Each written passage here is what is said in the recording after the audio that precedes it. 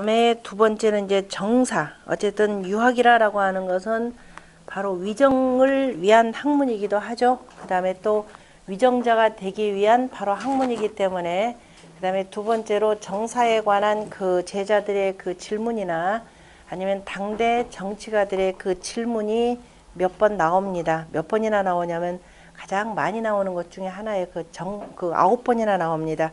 110쪽에 담겨져 있죠. 110쪽에 보면은 아예 위정편이라고 제2편 같은 경우는 제목이 아예 위정편이 되고요. 그 다음에 그래서 이 정치에 관한 위정편 자체는 아예 전반적으로 정치에 대해서 다루고 9번이 나오는데 그 중에 안연편에서 5번이 나옵니다. 다시 말해서 안연편의 제1장이라고 하는 것은 안연이 인이 뭡니까? 라고 물어보는 내용으로 나온다 그랬죠. 그래서 인이 뭡니까? 라고 하는 것. 다시 말해서 정치라고 하는 것은 어진 정치를 지향해야 하는 것이고, 그 중에서도 정치인의 그 사사로운 욕심은 없어야 된다라는 의미에서 공자가 극기복례 위인이라 이렇게 표현을 했었고, 더더욱이 그러면은 안연 같은 경우는 그러면은 그것을 실천하기 위한 4가지 조목은 뭡니까? 라고 했을 때 전부 다 뭘로 표현했냐면은 얘가 아니면 뭐뭐 하지 말라라고 하는 사물론으로 공자가 답해 주셨죠. 뭐라고 했던가요? 그것도 4가지로 표현을 했었죠. 뭐라고 표현했죠? 순서가 비례물시, 비례물청, 비례물언, 비례물동 표현했죠. 이것도 4가지 방식으로 했죠. 자, 이리관지죠. 1부터 먼저 했죠. 동서죠. 다시 말, 그 다음에 남북 개념으로 표현했죠. 자, 이 의미라고 하는 것은, 자, 여기라고 하는 것은, 자, 교육원이 음양이라 그랬습니다. 자, 이건 지난 시간에 이 설명할 때 또 한 번 안 오셨구나. 이 설명할 때 이건 양이죠. 양이라고 하는 것은 밑에서부터 따뜻해진다 이거죠. 해가 점점점 동쪽이니까. 동쪽 딴 데로 도망간 거 아닙니다. 제가 뭘 하든지 간에 항상 동쪽이요, 서쪽이요, 남쪽이요, 북쪽이요. 1년으로 표현하자면은 춘, 하, 추, 동.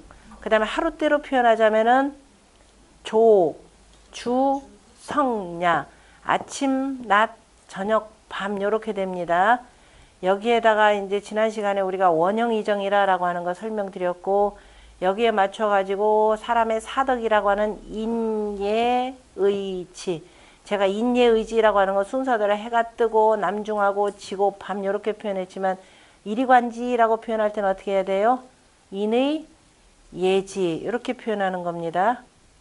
자, 그 다음에 공자가 그래서 답해 주신 내용도 뭐냐면은 이리관지 개념으로 표현했죠. 그래서 비례물시, 본다라고 하는 것은 왜 이것도 설명드렸었죠. 지난 시간에 비례물견하지 않고 시라고 한 건 왜 그랬었어요? 눈이 있다고 다 보이는 게 아니라 그랬죠. 사람의 이목구비가 다 있는데 이목구비 가운데서 다른 것들은 다 요새 병원 이름으로 다 쓰인다 그랬죠. 근데 눈만큼은 목과 없다 그랬죠. 이비인후과에서 그저 비, 인후 다 있는데 눈은 목과 아니고 뭐라 그랬어요? 눈 있다고 보여요? 눈 2개라고 이렇게 썼는데 잊어버리면 안 돼. 이게 가장 기본적인 것들입니다. 눈은 2개 있다고 보이는 게 아니죠. 어때요? 보여요? 여기 불 꺼봅시다. 보여요? 안 보이죠? 빛이 있어야 보이죠? 빛이 있으면 눈만 뜨면 어쨌든 보기 싫어도 봐야 됩니다. 물론 마음속에 뜻이 없으면 어때요? 보여도 보이지 않고, 물론 보이긴 보이는데 그죠? 그냥 지나치고 기억도 안 나죠. 어쨌든 간에 빛이 있어야 됩니다. 해가 뜨잖아요. 그죠? 해가 뜨면은 눈 떠 있는 이상은 어떻게 돼? 자연적으로 보기 싫어도 보이는 겁니다. 그래서 시 그랬죠. 그래서 눈에 해가 뜬 때가 언제냐면은 여기 지금 양기운이 이쪽에서 자 음이 이렇게 되는 거니까 양이 다 하고 그 다음에 음이 시작돼서 음이 다 하면은 여기가 실은 제일 깜깜한 밤 자정이라 그랬죠. 마치고 다시 양기운이 시작되는 때라 이렇게 표현했습니다. 요 방향을 두어야 모든 글자들도 정확하게 읽어지고, 자 여기는 한낮이 되는 거죠. 오방이죠. 오방이라고 하는 것은 그저 해가 뜨고 지면서 양기운이 다 쫙 다 펼쳐지고 그 양기운이 땅으로 들어온 때죠. 한없이 더 올라가나요? 못 올라가는 거죠. 지점이니까 지극한. 그래서 오가 이렇게 되죠. 그렇죠? 여기는 다 마치고 다시 양기운 하나 시작되는 것이 되고, 그다음에 양이라고 하는 건 따뜻하죠. 가장 기본적인 과학 원리입니다. 따뜻한 기운은 어떻게 된다? 위로 올라가고, 찬 기운은 밑으로 내려가고. 겨울 되면 여기는 그래도 요 낮으니까 괜찮죠. 자, 제가 노원구에서 강당에서 그 강의를 할 때는 어떻게 되느냐면은 뭐 저도 그렇고 다른 사람들 강당이 또 이렇게 되잖아요, 그죠? 그럼 저 뒤에 사람들은 위는 덥고 발은 시렵고 맨 앞에 사람들은 발도 시렵고 다 춥습니다. 그래서 이렇게 이제 낮은 같은 경우에 만약에 여기에다가 다행히 저기 뭐 이거 들어오니까 만약에 여기다 가스불을 켰다, 그죠? 석유 난로를 갖다 켰다. 여러분들은 괜찮은데 제가 거의 몰모토 수준이 됩니다. 왜냐하면 공기가 더운 공기가 위에서부터 이렇게 내려오면서 이른바 그 산소 없는 공기가 위에서부터 이렇게 나오죠. 저는 숨이 탁탁 막혀요. 여러분들은 괜찮아요. 왜냐하면 더운 공기, 그 얘기는 뭐냐면 더운 공기는 위로 올라간다. 제가 지금 그 얘기를 하려고 하는 겁니다. 그러다가 어떻게 돼요? 다른 기류에서 다시 찬 공기가 밑으로 내려오죠. 그러니까 우리가 난방한다 그러면 온돌 난방이 최고의 효과라 그랬죠. 얘기는 안 했나요? 자, 우리가 서구식 난방은 우리한테는 안 맞아요. 왜냐면 우리는 겨울이 추운 기간이 많기 때문에. 그래서 우리는 뭐 가장 좋은 온돌 문화, 온돌 문화다 하면 난방은 따뜻하게 하기 위한 거죠. 그럼 그냥 우리가 다른 난방을 한다고 위만 따뜻해지죠.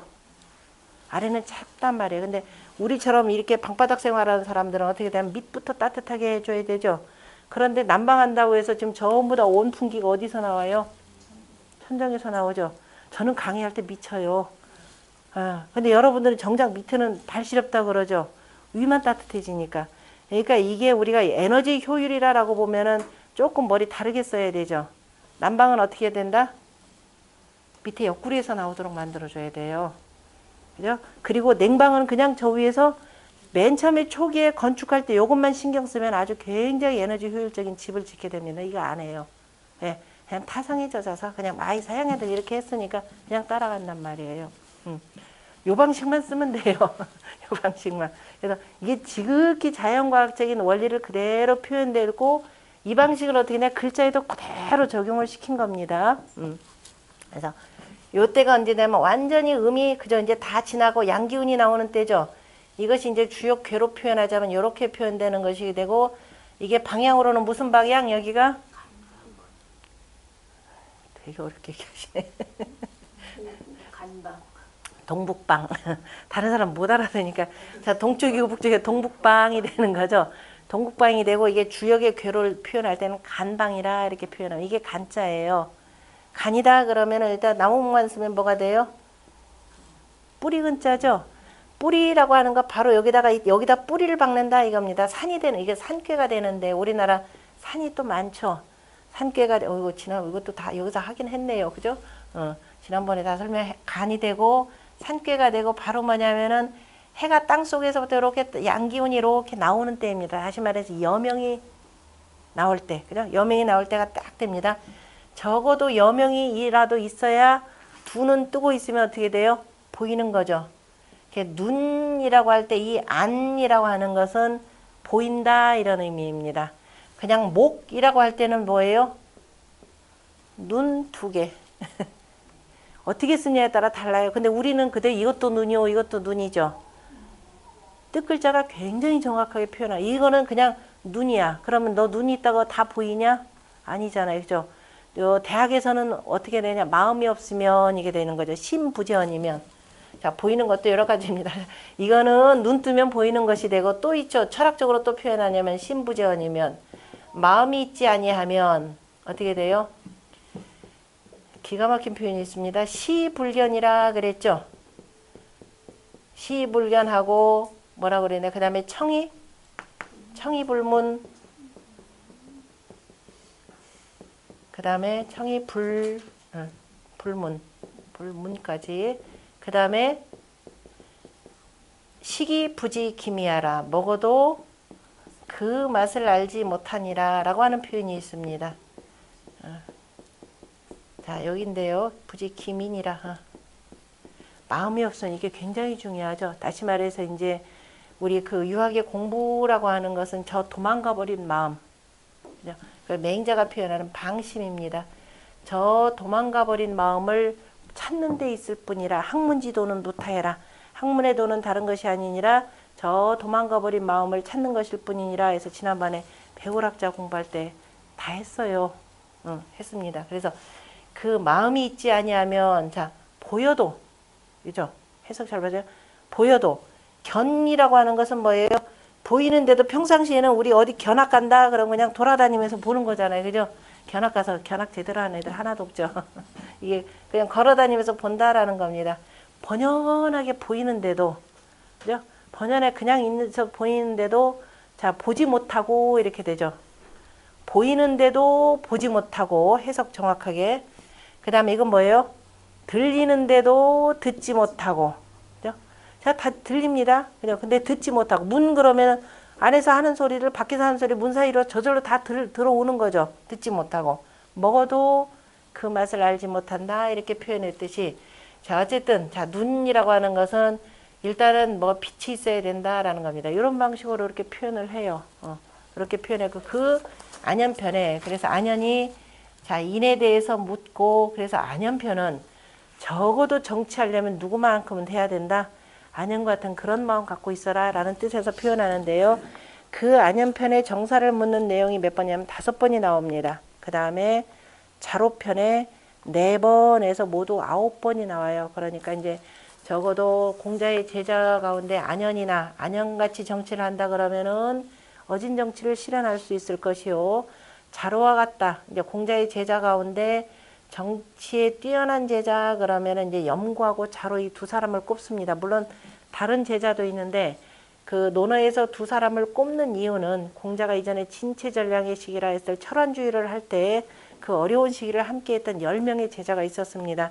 그 10명의 제자에 국한해서 공자가 다 내 문화에 지금 없구나라고 했더니 이 논어의 편집자들이 그때 함께했던 제자들을 덕행과 그 다음에 문학과 그 다음에 정치와 언어 이 4가지로 분류해서 표현을 합니다. 그것을 후대 사람들이 모르고 야 공자 문화에 뛰어난 최고의 그 학자들 4명이다 그래서 공문 10철 표현하는데요.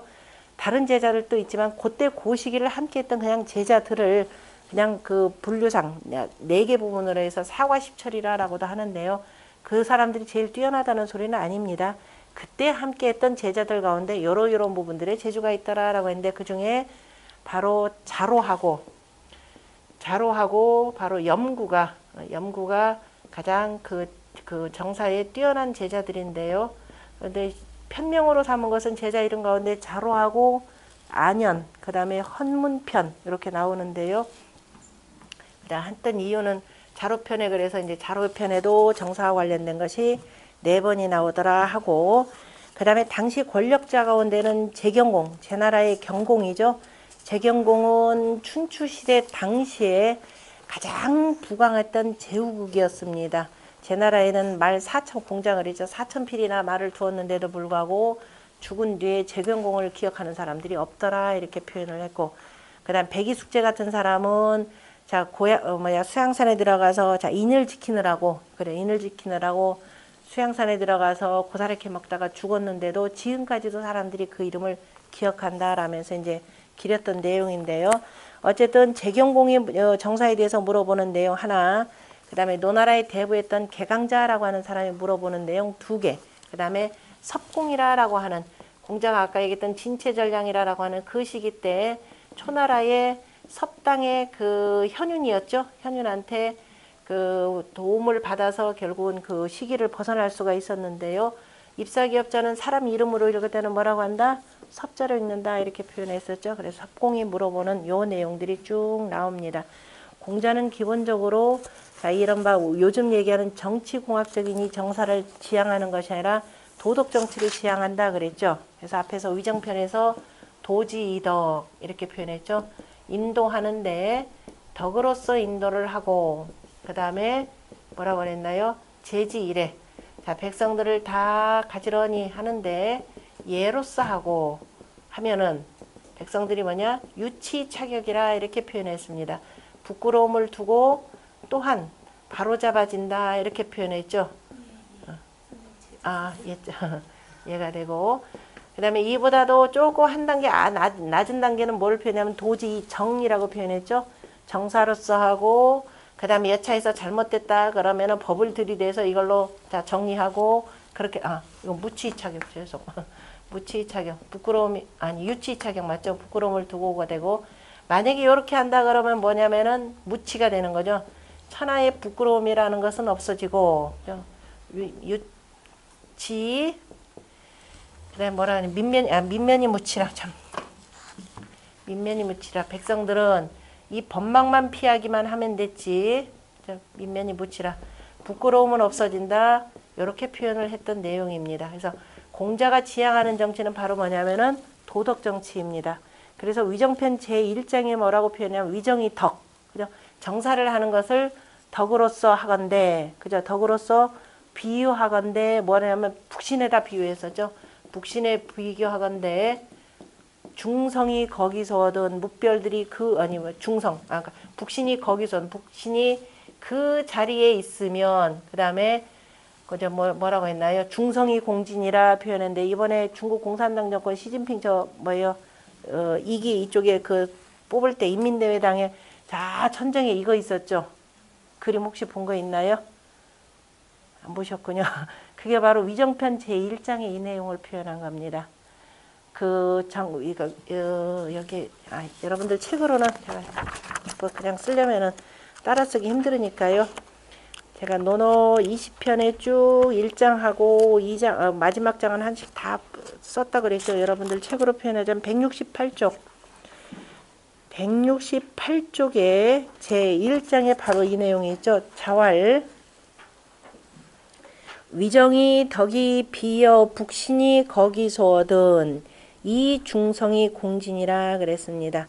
덕으로서 정치를 하는 것을 저 북신에게 비유하건대 북신이 그곳에 있으면 북신이라고 하는 것을 일반적인 학자들은 전부 다 뭐라고 하냐면 북극성인데요. 개념은 조금 달라요. 북극성이라고 하는 것은 가장 빛나는 별이 하나가 있고, 그죠? 몇 개의 별들이 있습니다. 이 북극성이 자리한 뭐냐면 신. 자, 우리가 별을 성신 개념으로 표현합니다. 성이라고 하는 것은 반짝반짝하는 별을 가리키는 것이고, 신이라고 하는 것은 그 별이 붙어 있는 그 땅. 그러니까 다시 말해서 깜깜하다라고 하는, 하늘 보면은 깜깜한 부분들이 있죠. 그걸 전부 다 신이라 표현하는 겁니다. 다시 말해서 우리가 땅 그러면 토지잖아요. 그죠? 토지라고 표현할 때 지는 요거까지 다 포함하죠. 흙이다 그러면 순수하게 뭐냐면은 생물이 자라날 수 있는 곳이 되는 겁니다. 그럼 하늘이라고 하는 것은 우리가 볼 때는 별은 하늘에 붙어 있다 보는 거잖아요. 그럼 별이 붙어 있는 땅, 그것을 뭐라고 하냐면 신이라 이렇게 표현합니다. 그래서 신이라고 하는 것은 지극히 고요한 그 곳, 이게 되는 거죠. 거기소 할 때 그 곳. 자, 임금님이라고 하는 것은 그 곳에 거주하는 거죠. 요 자리. 그래서 북신이 거기서 얻은 요 중간에 있으면은 자, 모든 별들이 요걸 중심으로 해서 빙글빙글 돌아가는 거죠. 공산당 정권 고대 할 때 그거를 안 보셨군요. 이게 책이 조금 늦게 나왔으면 그 사진도 하나 갖다 붙일만 한데 굉장히 그 얘기는 뭐냐면 굉장히 상징적인 거죠. 우리 지금 공산주의, 중국 공산당은 뭐를 지향한다? 공자가 얘기하는 덕치를 지향한다 라는 뜻이고요. 바로 중성이 공지어든이라고 표현한 것이 바로 뭐냐면 우리가 정전법 사회를 이루겠다 그랬습니다. 그리고 우리가 2050년까지는 소강사회를 이루겠다 표현됐죠. 소강사회라고 하는 것도 얘기에 나오는 얘기입니다. 자, 중국 공산당이 지향하는 목표가 있는 게 뭐냐면 가장 우리가 이상국가로 생각하는 것이 뭐냐면은 주역에서 얘기하는 대동사회입니다. 모두가 다 그죠? 행복하고 공변되게 다 살 수 있는 세상이 대동사회입니다. 옆에 뭐가 떨어져 있어도 절대로 죽는 놈도 없고 그냥 각각 행복하게 사는 게 이겁니다. 소강사회라고 하는 것은 뭐냐? 하은주 3대 사망이 이룬 세상. 다시 말해서 조금 잘못한 놈이 있으면 어떻게 돼요? 갖다가 이제 벌 주면은 이게 제법 잡아지는 사회. 그리고 정전법이 확립이 되는 사회입니다. 그런데 아직까지는 사람들이 최고의 도덕, 이른바 대학에서 얘기하는 지어지선 단계까지는 이르지 못했고, 그보다 조금 아랫단계를 소강사회라 이렇게 표현하죠. 그리고 최고의 이상국가라고 하는 걸 대동사회 그랬는데, 이전에 지금 시진핑 조금 전에 누가 우리 2020년까지는 우리는 지금 소강사회라 이렇게 표현해요. 중국 애들은. 한데 최대한 이때까지는 완전하게 이루겠다 표현했는데, 보니까 이번에는 50년까지 소강사회 이루겠다 이렇게 표현했나요? 제가 바빠서 아주 자세하게 못 봐가지고.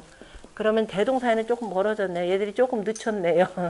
그래서 실제적으로 뭐 중국 공산당 사회라고 하는 것이 소강사회죠. 사회주의 국가라는 게 소강사회인데, 막상 중국 가보면은 얘네들에게 사회주의권인지 자본주의 사회인지 모를 정도로 좀 빈부격차 워낙 심하고 하는데, 어쨌든 그런 것도 보실 줄 알아야 됩니다. 그러니까 유학 공부했으면 시진핑 저는 이 지금 공산당 저 대회가 바로 위정편 바로 1장의 내용을 표현한 것이었구나라는 걸 알 수가 있을 겁니다. 자, 그것을 유학이라고 하는 것은 어쨌든 바로 덕치를 지향하는 것이 되고, 그 덕치의 다른 이름을 어진정치라라고도 표현하고, 또는 인정 또는 선정이라 이렇게도 표현을 합니다. 그래서 정사에 관한 그 내용들이 논어에 대단히 많이 나오게 되는 거죠. 대단히 많이 나오게 되고, 저러한 덕지 사회를 이루기 위해서는 바로 위정자의 수신의 그 덕이라는 것이 굉장히 중요하다라는 것을 거듭 강조합니다. 자, 그래서 이제 몇몇 그 위정자들이 그 정사에 대해서 묻는 내용에 들어가기 전에 먼저 공자의 제자인 자공이 물은 이 내용이 굉장히 중요합니다. 자공이 뭐라고 물어보냐면 선생님한테, 자공 같은 경우는 공자의 안연 다음 가는 수제자입니다. 뭐라고 물으면 자공이 그 선생님 정사를 묻자온데 그러면 정사가 뭡니까? 그랬더니 공자가 족식,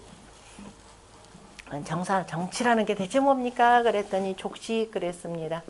일단 먹을 것이 충분해야 된다. 백성들의 먹는 문제 해결해 줘야 된다. 이렇게 표현했습니다. 백성들의 먹는 문제가 우선이요. 그 다음에 맨 나중에 뭐가 되느냐면은 국방력이 필요한 거죠. 족병이라 이렇게 표현했습니다. 그리고 뭐라고 그랬나요? 신지라. 백성들의 믿는 것, 백성들을 믿게 하는 것, 그죠? 요걸 표현했습니다. 자, 족식과 족병이라라고 하는 내용은 공자가 그 정리했던 바로 서경의 주서 홍범편에 나오는 내용입니다. 정치의 그 8가지 덕목이 있는데요. 맨 첫 번째가 일활식입니다. 백성들의 먹는 문제가 되고, 가장 마지막 문제가 바로 뭐냐면은 사입니다. 8번째. 주역이 이제 8개의 이치에 의해서 표현한 건데요. 8번째가 사예요. 그러니까 다시 한번 조금 더 표현한다면, 자, 정치라고 하는 것은 이른바 우리가 시기라라고 하는 거, 요즘 말로 표현한 민생 문제죠. 요즘 그 청년 실업자들 많고, 나이 40, 50대에서 이미 쫓겨나가지고서는 퇴직하고 갈 자리도 없습니다. 먹는 문제 대단히 심각합니다. 빈익빈 부익부 현상 심각해져가지고 대다수 국민들이, 그러니까 많은 국민들이 먹는 문제도 좀 문제가 되는 거죠. 우리는 먹는 문제 이전에, 먹는 문제는 해결되어 있는데 무슨 문제가 있느냐. 우리는 실은 의식 주에서 주거 문제죠. 이 문제 굉장히 워낙 이 집값이라는 게, 집이라는 게 사는 것이 아니라 뭐예요? 투기 대상이고 재산 증식의 하나 수단으로 써먹는 거니까 참 기이한 사회가 되는 거죠. 그런데 옛날엔 이 문제는 없었어요. 왜? 백성들한테 집자리는 다 기본적으로 제공이 되는 거니까. 그래서 먹는 문제만 해결만 잘 되면 됐어요. 근데 지금은 먹는 문제는 오히려 해결되는데 정작 중요한 건 뭐예요? 살 데가 없어요, 사람이. 세상 이 넓은 땅에. 이거 보통 문제가 아닙니다. 대한민국 지금 남한 사회 같은 경우. 자, 그리고 두 번째 식기되고, 먹는 문제만 해결해 주면 되느냐. 그때 북한 애들이 뭘 했어요? 이민들한테 배급 사회했죠. 이민들 거의 코 끼워놓는 거죠. 아무것도 움직이지 못하는 게. 백성들이 편안해지려면 뭐가 있어야 돼요? 그죠? 돈, 안정된 재화가 있어야 됩니다. 급한 때 그죠? 얼른 돈으로 화할 수 있는 거. 이게 재화가 되는 거죠. 그래서 기본적으로 이게 좀 어느 정도 충족돼야 그 다음에 뭘 알아요? 예절을 하는 거죠. 감사할 줄 아는 거죠. 그 감사하는 게 바로 뭐냐면은 사입니다. 그죠? 제사 개념이죠. 하느님한테 감사드리고 조상한테 감사드리고, 그죠? 그래서 나눠 먹을 수가 있는 것이 사가 되고, 그 다음에 이 세 가지죠. 식화사. 그 다음에 네 번째가 뭐냐면은 이러고 난 뒤에 이렇게 서로 고마울 줄 알면 어떻게 돼요? 서로 공동체 생활을 하는데 필요한 것들이 있죠. 그걸 같이 읽어 나갈 수 있습니다. 그것을 뭐라고 표현했냐면은 사공이라고 하는 겁니다. 오늘날로 표현하자면 건설교통부 장관 정도, 건설교통부 정도에 해당되겠죠. 국가의 기강만 사업들 쫙 확충하는 것. 그리고 난 뒤에 뭘 하느냐면은 요 바탕 위에 백성들 교육을 시키는 거죠. 그것이 사도라고 하는 것입니다. 백성들 교육을 시키는 것이고, 자, 그리고 백성들 교육을 시켰는데도 그 다음에 뭐예요? 백성들 교육뿐이 아니라 그저 저 지도자를 쭉 교육시키는데 이것들이 그냥 개인 손으로 다 들어간단 말이에요. 그러면 어떻게 돼요? 법에 따라서 처벌을 합니다. 그것이 바로 사구가 되는 거죠. 공자가 맨 처음에 이 관직에 나가셔 했던 벼슬이 바로 이겁니다. 사구벼슬. 그러니까 오늘날로 표현하자면은 공식적으로 정치하는 데죠. 제대로 나는 게 바로 법무부 장관에 해당되는 겁니다. 자, 이렇게 해서 이제 그 내치를 좀 확보를 하고 난 뒤에 그 다음에 뭐냐면은 우리가 내치 잘한다고 해서 나라 지켜지는 거 아니죠. 어떤 놈이 힘 있는 놈들이 와가지고서는 친다 그러면 그 대응도 해야 됩니다. 그래서 그런 일들이 애초에 일어나지 않도록 외교관계 잘 맺어줘야 됩니다. 전 북한하고 미국하고 이렇게 하는데 일부 사람들은 굉장히 불안했죠. 이럴 때 있는 사람들이 가서 자꾸 일하지 않도록 그죠. 전쟁 억지를 시키는 게 굉장히 중요합니다. 그래서 다음에 7번째가 저기 뭐죠? 그 빈 손님 빈자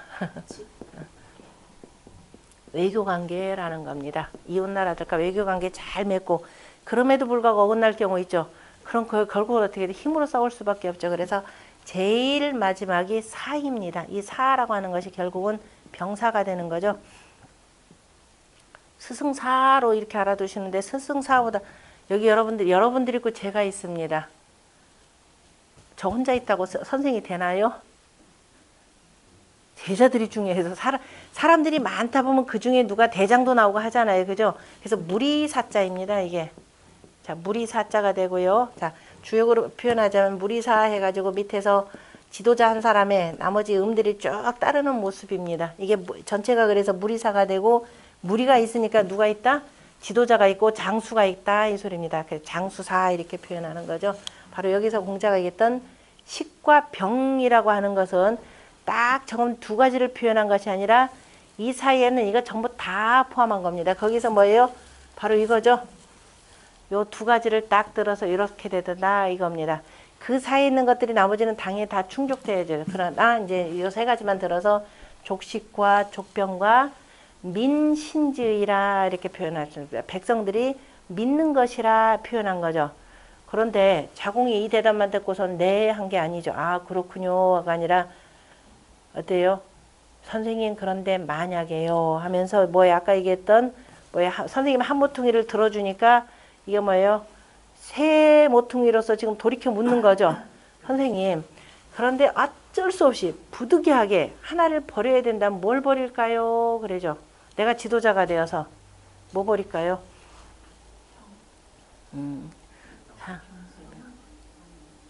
다 병 버릴 거예요. 정말 훌륭한 지도자들 자질을 다 갖추고 계십니다. 그냥 군사야. 그 다음에 먹을 게 없으면 안 되죠. 그죠? 병사도 먹을 게 있어야 되니까. 그래서 병사를 버린다. 이렇게 되어 있습니다. 자공이 여기서만 해도 참 괜찮을 텐데. 선생님 더 곤란하게 만들어. 선생님, 정말 부득이하게 또 하나를 버려야 된다면 뭘 버릴까요? 여기서부터 고민되겠죠. 먹는 거 버린다. 나도 굶어 죽을 텐데. 서슴없이 공자는 여기다 대답을 하죠. 자, 예로부터 사람들은 다 죽음이 있었다. 그죠? 굶어 죽건 먹은 죽건 있다. 그러나 가장 중요한 것이 백성만 있으면 되는 거죠. 사람만 있으면은 뭐든지 할 수가 있습니다. 그래서 자, 백성이 없으면 그래서 민무신, 백성의 믿음이라 그랬죠. 만약에 백성들을 버린다 그러면 백성들의 믿음이 없어지면 그날은 뭘 갖고 유지해요? 너나 잘 살아라고 다 떠나게 되겠죠. 바로 이겁니다. 그래서 공자 했더니 공자 마지막에 이제 요걸 버린다 그러면서 뭐라고 썼냐면 민무신분립이라 백성이 그죠? 백성이 믿음이 없으면 그죠? 백성이 믿음이 없다라고 하는 것이 백성이 지도자에 대한 믿음이 없으면 그죠? 나라는 서지 못한다 이 표현입니다. 민무신분립이라. 이건 가끔가다 인용되는 말들입니다. 언론사에서들도 중국에서 시진핑 이런저런 얘기하니까 덩달아서 하는데 바로 이 얘기예요. 바로 자공의 물음에 대해서 바로 공자가 그 표현하신 말씀이죠. 그 다음에 누가 얘기했냐면 이제 또 하나 재밌는 그 질문이 있는데, 아까 정사에 탁월했던 그 염구하고 자로가 그 선생님한테 이제 정사에 대해서 묻는 내용인데, 그것도 누구냐면 저 공자가 철원주의를 하면서 저 위나라에 그 머무신 경우가 좀 많았습니다. 그때 이제 위나라에 머무실 땐 영공이라고 하는 그 군주가 있었는데요. 그 영공이 죽고 난 뒤에 바로 그 아들인 괴라고 하는 아들과 그 다음에 손자인 출공첩이 있습니다. 괴 한자가 좀 어려운데요. 귀머거리 괴자에다가 그 다음에 출공첩, 여기도 그 군주 이름 나중에 시호도 있긴 있습니다. 출공첩, 문득첩 이렇게 표현하는데요. 괴라고 하는 두 사람은 이게 아들이 되고 여기가 손자가 돼요. 그런데 혹시 공자 영화 보신 분들 그 웬 그 영공의 젊은 그저 어린애 같이 생긴 젊은 부인 하나 있었죠. 거기하고 실은 여기하고 뭐냐 권력 투쟁이 벌어집니다. 근데 이 일부에서는 뭐냐면 그 뭐 성리학자들은 이 누구냐 이 남자 부인이죠. 남자 부인인데요. 남자 부인이 당대 천하의 바람둥이입니다. 그래서 저 송나라의 그 자도가요, 그 아주 멋쟁이 남자하고 이렇게 바람도 나고 뭐 한 이런 이른바 연문을 참 많이 뿌린 여자인데요. 둘이 정치적 견해도 다르고 굉장히 정치적 감각이 탁월한 여자입니다. 그래서 이제 하는데 여기가 둘이 불어관계가 돼요. 뭐 송나라 때 그 학자들은 뭐냐, 괴가 말이야 어머니가 바람이 나가지고서는 그 음란하에서 여자 그 같이 내쫓으려고 죽이려고 하다가 실패해서 도망갔다 이렇게 표현하는데 실은 정치적 견해 차이입니다. 그래서 결국은 이렇게 해서 딴 나라로 도망갔고, 그래서 그 사이에 이제 출공이 죽고 그 다음에 손자를 따르던 무리들이 있을 거 아니에요. 그러면 이제 국내외적으로 그러니까 아버지의 부자 간의 그 문제가 아니라 이들을 따르는 정치적 세력들이 있습니다. 그러니까 그 국내에 남아있는 세력들이 누구를 미냐면 여기를 밀어요. 여기를 밀고 그 다음에 아버지가 돌아가셨다 하니까 이 괴를 미는 사람들도 또 이 괴 저기 뭐야 같이 갈등 관계가 될 텐데요. 요 세력들이 조금 강하니까 무슨 일이 벌어지냐면은 자기 할아버지가 돌아가시면은 할아버지면은 조묘가 돼야 되는데 뭐라고 하냐면 사당에다가 아비사당 예라고 이렇게 붙입니다. 아비사당 예, 네라고 우리가 표현하는 거죠. 이렇게 붙이고 마치 자기 아버지인 양. 그래서 이 그 후계자의 정통성이 나한테 있는 양 이렇게 얘기를 해요.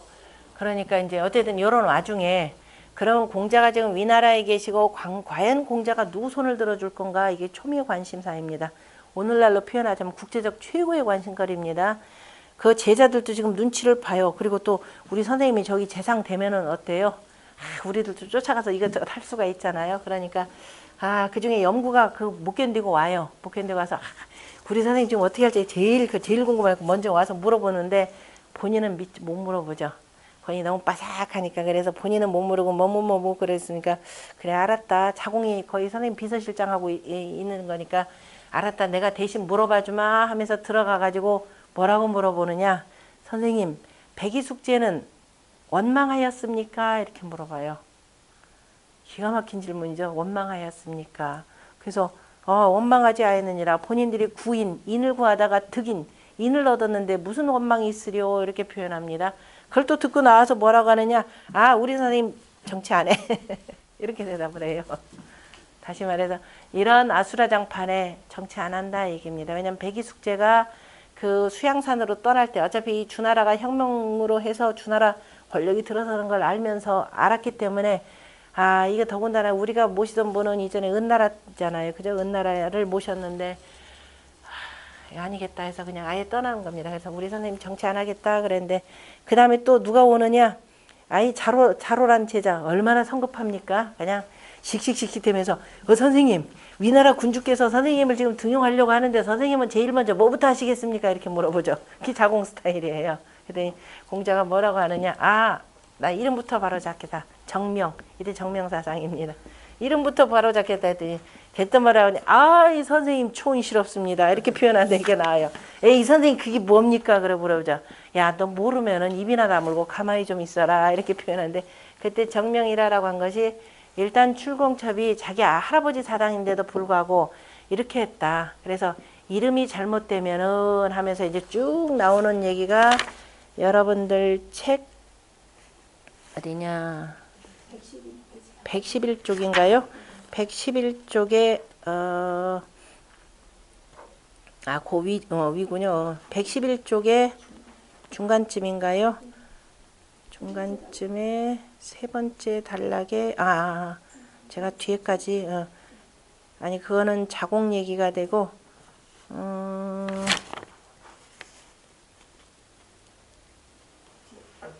뒤에 있는 것 같은데 거기 자 어쨌든 백성들이 일단 예 정명사상은 뒷페이지에 있고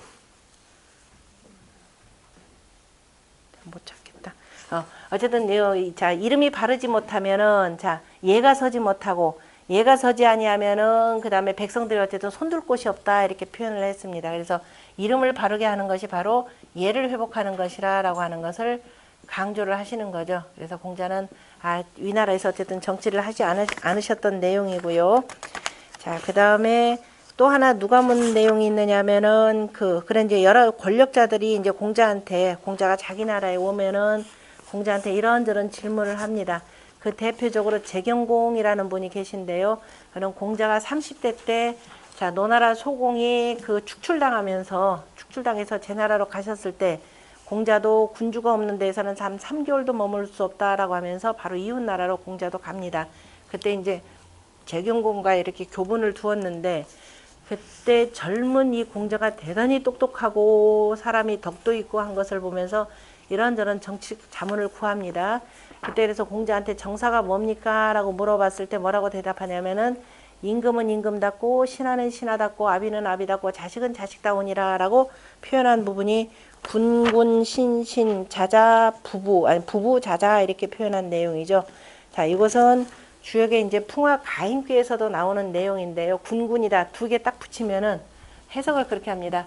임금은 자 한자의 뜻글자는 주격도 되고 목적격도 되고 동사도 되고 다 하죠. 서술어도 되고 그러니까 임금은 임금이 임금답고 군군 그 다음에 신하는 신하답고 부부 아비는 아비답고 자식은 자식다워야 하느니라 이렇게 표현을 했습니다. 왜 이런 얘기가 나오냐면은 이 경공의 아버지가 제 나라 장공이거든요. 이 춘추시대 얘기하려면 참 온갖 뭐라고 해야 되나요? 뭐라고 그러죠? 단순한 사건이 아니라 남녀 치정 관계가 참 많습니다.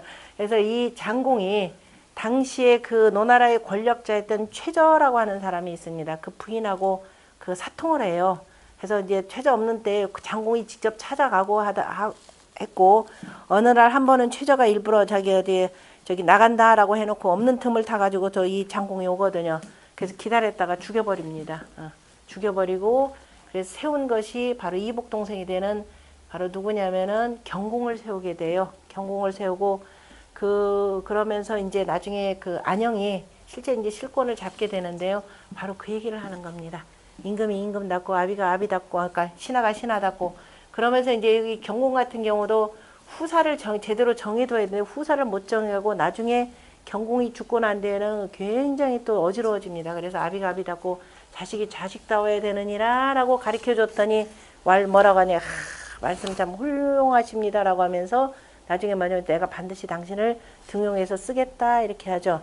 그래서 이제 나름대로 이제 등용해서 쓰려고 뭐 대접은 내가 제 나라의 제 나라의 최고의 권력자가 계시니까 계시만큼은 해주지는 못하겠지만은 그 밑에 있는 맹시 이 대2인자인 바로 맹시 정도의 대우를 해주겠다 이렇게 그렇게까지 얘기를 해요. 그러더니 또 한참 지나더니 이거 내가 늙었노라 등용하지 못하겠노라. 그 얘기는 뭐냐 당시 안영 등등이 엄청나게 반대를 합니다. 왜? 공자라는 자를 저 들였다가는 기득권 다 내놔야 되거든요. 그죠? 일단 정전법부터 실시하려고 할 테니까 그래서 안 됩니다. 라고 하면서 늙었다라는 핑계를 대면서 공자를 거부하는 거죠. 그리고 공자한테 이런 말을 들으면 실천을 해야 되는데 훌륭하다 해놓고 나서 본인이 나중에 죽고 난 뒤에 시신을 거들떠보는 사람도 없을 정도로 이렇게 해서 후계 구도가 아주 엉망진창이 된 경우가 있습니다. 그러니까 그 말만 참 훌륭합니다라고 해놓고 실천은 전혀 하지 않았더라라는 것이고요. 그 다음에 이제 노나라의 이 개강자 같은 경우가 선생님에 대해 선생님 정치가 뭡니까? 라고 하는 유명한 얘기가 있죠. 정치가 뭡니까? 이게 사전에도 올라온 말입니다. 정은 정냐라 이렇게 표현했습니다. 정은 정냐라. 정치라고 하는 것은 바르게 하는 것이라 이렇게 표현했어요. 자, 무슨 소리냐? 네가 바르지 않은데 어떻게 정치가 바르게 되는가? 너부터 바르게 하라 이렇게 표현을 하는 내용이 있죠. 그러면서 또 한 번은 뭐라고 하냐? 선생님 또 정치에 대해서 물어보는데 정치에 대해서 물어보면서 이른바 저 무도한 이를 죽여가지고 저 유도한 이를 이렇게 그 천가하면 어떻겠습니까? 이렇게 물어봐요. 그러니까 공자가 아니 죽이는 것이 어떻게 정치가 되느냐? 정치라고 하는 건 살리는 것이 정치인데 어떻게 죽임을 쓰는가라고 표현하면서 바로 이제 했던 얘기가 바로 뭐냐면은 군자의 덕은 바람이요 소인의 덕은 풀이라. 그래서 초상지풍이면 풀 위로 바람이 불면 필언인이라라는 그 유명한 바로 군자의 덕은 바람이요 했던 그 내용이 있습니다. 그때 이제 왜 공자가 어떻게 그 정치를 하는데 죽임을 쓰리오라고 한 내용은 그리고 앞에 있는 정치가 바람이라라고 하는 내용은 뭐냐면 개강자 같은 사람이 권력 자리에 서는데 바로 자기의 그 정통 후계자를 본인이 죽이게 되는 거죠. 죽이고 이제 본인이 서서 지금 생겨난 문제입니다. 지금 그거는 지난 시간에 예전에 한번 말씀드렸던 것 같아요. 그 뒤에 그것도 설명이 있으니까 참조해서 보시면 되고요. 그 다음에 그 내용은 113쪽에 제가 정리를 해놨습니다. 그 개환자가 그 자기의 그 새로 부인을 얻으면서 그래서 유복자가 하나 있었죠. 있을 때 그게 낳은 자식이 아들이면은 나중에 그 얘를 후계자로 삼도록 그 군주한테 그 요청하라 하고서는 죽습니다. 그런데 그 실제 권력을 맡았던 개강자가 그거 넘기겠습니까? 자식 태어난 거 딱 봤더니 아들이니까 가서 죽이도록 만들죠. 죽이고 본인이 그 자리에 서게 되는 겁니다. 그러니까 그런 사실을 아는 공자가 너부터 바르게 하라. 그리고 어떻게 무도한 일을 죽여서 뭐 이렇게 그 유도한 일을 나아가게 한다? 그렇게 되면 뭐예요? 바로 죽어야 될 사람이 바로 너부터 죽어야 되는 것인데 정치라고 하는 것은 바로 덕으로서 한다라고 하는 군자의 덕은 바람이라 이렇게 표현했는데 바람이 뭐라 그랬죠?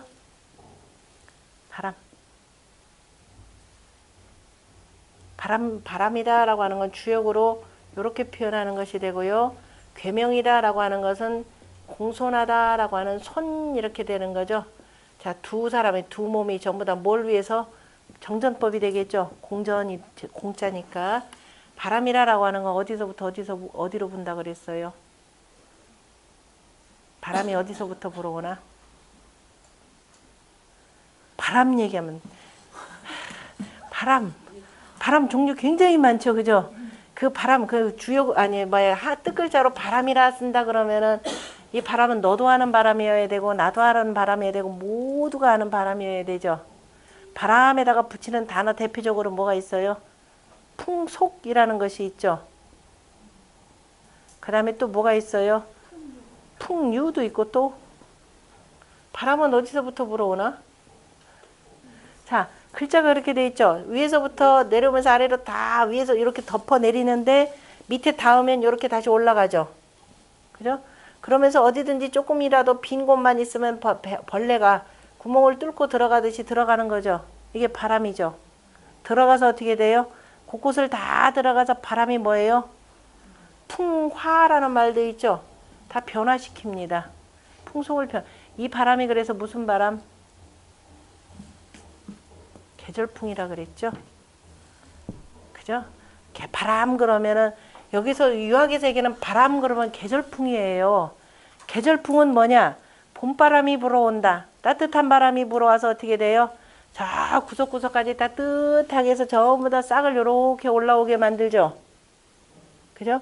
그리고 나서 그 다음에 이게 흩은 기운들 다 이렇게 흩기도 합니다.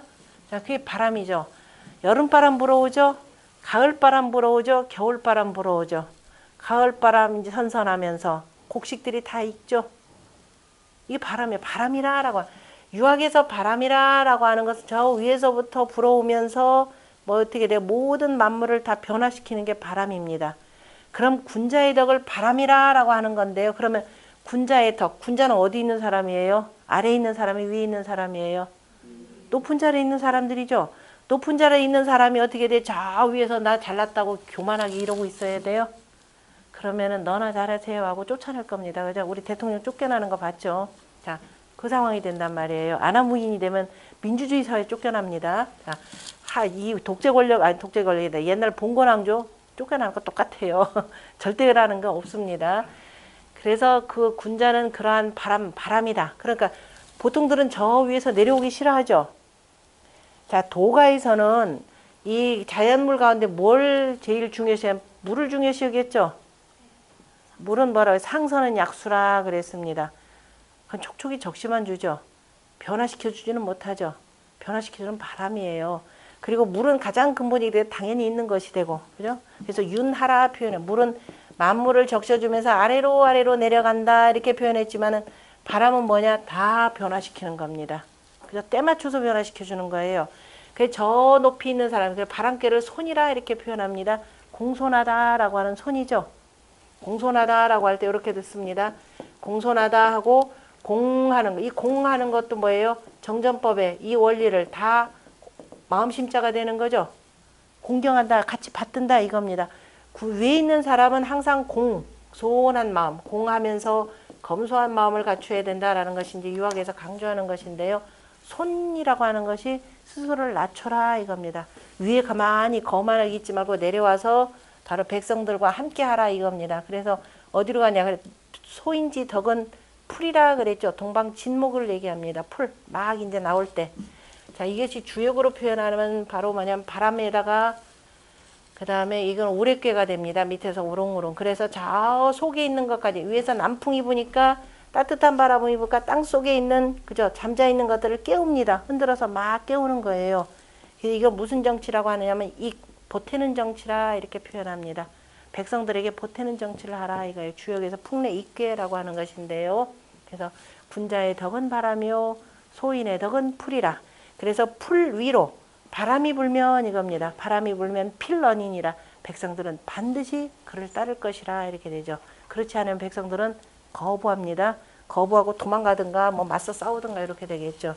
그게 공자가 강조하는 내용이고, 그래서 유명한 개강자한테 했던 내용들은 자, 그 잘 새겨 두시고요. 자, 그 다음에 이제 제자 가운데 또 이제 인을 묻는 내용, 인이라고 하는 것은 우리가 앞에서 별도로 보았지만은 자, 공자가 지향하는 정치라고 하는 것은 덕치가 되고 그 중에 한 부분으로 표현하면은 어진 정치가 되겠죠. 두 개를 합쳐서 표현하면 인의의 정치 이렇게도 표현할 것이고 그 인의의 정치가 발현되는 것은 뭘로써 발현된다? 예라고 하는 것으로서 이렇게 발현되는 겁니다. 그런 인의의 정치를 잘 알려면 뭘 해야 된다? 위정자는 알아야 된다라는 지라고 우리가 두루두루 공부했었죠. 그런데 이제 지금 공자의 제자 가운데 공자 옆에서 주로 이렇게 운전사 역할을 참 많이 했던 제자가 번수라고 하는 제자입니다. 이 제자는 참 용감무쌍하게 다른 제자들은 조금 조심조심 하면서 잘 묻지도 못하는데 공자한테 막 인을 몇 번이나 물어봐요. 인을 3번이나 물어보던가요. 인을 3번이나 물어보는데 공자는 또 그때마다 꼬박꼬박 또 대답도 잘해줘요. 왜냐하면 저 제자가 좀 답답해 하니까 아까 답답해 하면은 그 답답해하지 아니하면은 열어주지 말라 그랬잖아요. 그죠? 발표해주지 말라 그랬는데 워낙 답답해 하면서 이렇게 물어보니까 공자도 맞춰서 대답을 해줍니다. 113쪽인데요. 자, 공자 인에 대해서 이렇게 쭉 물어보니까 와 114쪽에 나오네요. 저 처음에 물어봤을 때가 아마 봄소풍 갔을 때 자, 무우산에서 이제 아니 지금 어디예요? 기수에서 목욕하고 무우산에서 바람 쐬면서 노래나 부르다가 돌아오겠다라는 그 무우산입니다.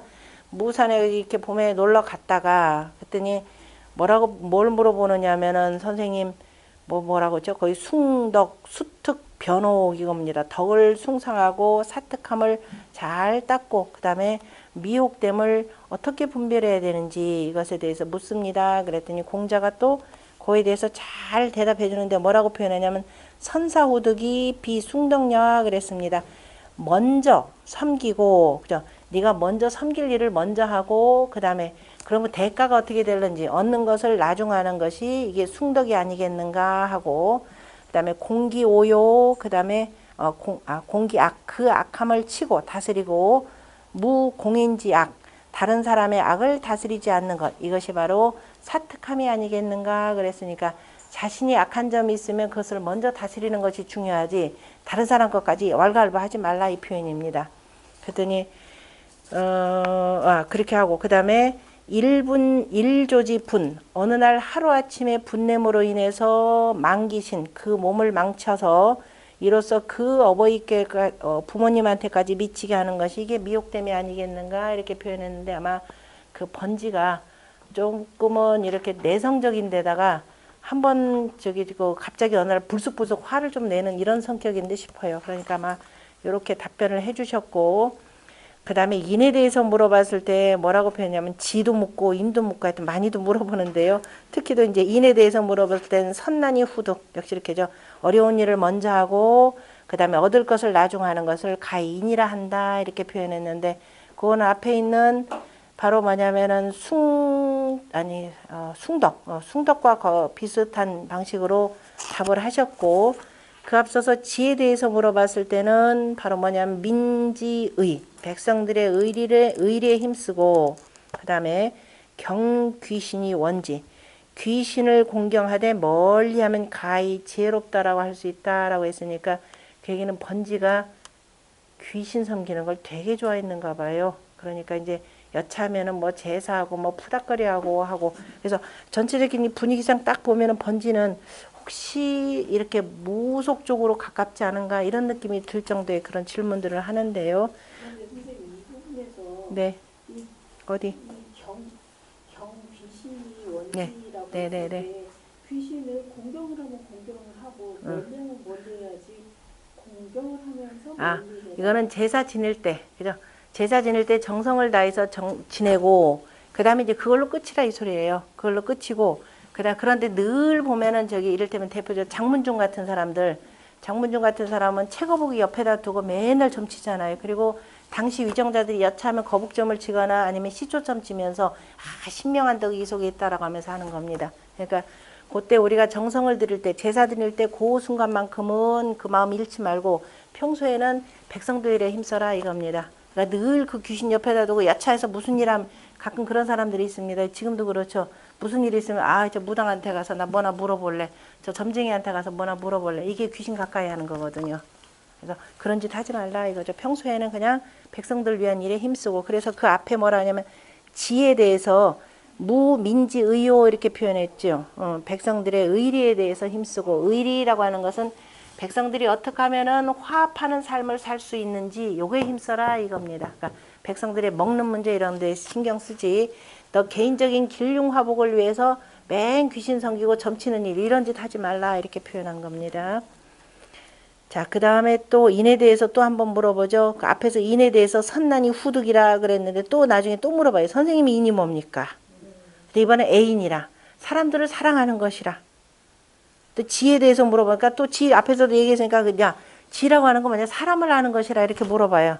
그랬더니 어떻게 되느냐 고개를 또 까딱까딱 해요. 그랬더니 그래서 공자가 왜냐면 저 고든 일을 들어서 저기 어디에요 구분 위에다 두는 것이 바로 이것이 그 인이라 이렇게 표현하니까 그죠? 이렇게 물어보니까는 이것도 까딱 그렇게 했죠. 그렇게 했다 그랬더니 이걸 또 몰라요. 모르니까 나중에 그 번지가 이제 한참 지나가지고 그 중에 제자들 가운데 제일 똑똑하다라고 하는 자하 만나가지고 이런저런 얘기를 합니다. 옛날에 내가 우리 선생님한테 이런 거 물어봤더니 선생님이 저 구분자 위에다가 고든 일을 두면은 그것이 뭐라 그랬다? 이것이 바로 이제 그 인이다 뭐다 이렇게 표현하니까 자하는 그 말 알아듣고 정말 훌륭하신 말씀이다. 그래서 말씀이 참 풍부하도다. 그 속에 담고 있는 뜻이 참 많도다. 해서 불아 이렇게 하면서 설명을 해주죠. 설명을 쭉 해주는데 바로 이제 그게 뭐냐면 옛날에 순임금이 천하를 두셨을 때 저 무리들 가운데에서 고요 같은 사람을 천가했고 그랬더니만은 저 불임자들이 멀어졌더라 이렇게 표현했고 역시 탕임금이 천하를 두었을 때 저 무리들 가운데에서 그죠? 저 많은 사람들 가운데 가장 어질다라고 하는 바로 이윤을 발탁했더니 불이 난 사람이 멀어졌다. 이것이 바로 고든 일을 들어서 저 구분이한테 두는 것 이것이 바로 어진정치다 이렇게 표현했는데 여전히 이해 못했던 것 같습니다. 그러다가 어느 날은 선생님 찾아가가지고 뭘 물으냐. 선생님, 농사 짓는 것에 대해서 물어봐요. 선생님 뭐라고 표현하냐. 먼저 농부터 물어보죠. 농사 짓는 거. 이제 곡식 농사가 되는 거죠. 공자가 이 소리 들을 때 얼마나 기가 막혔겠어요. 그 늙은 농부가 나보다 낫다 이렇게 표현합니다.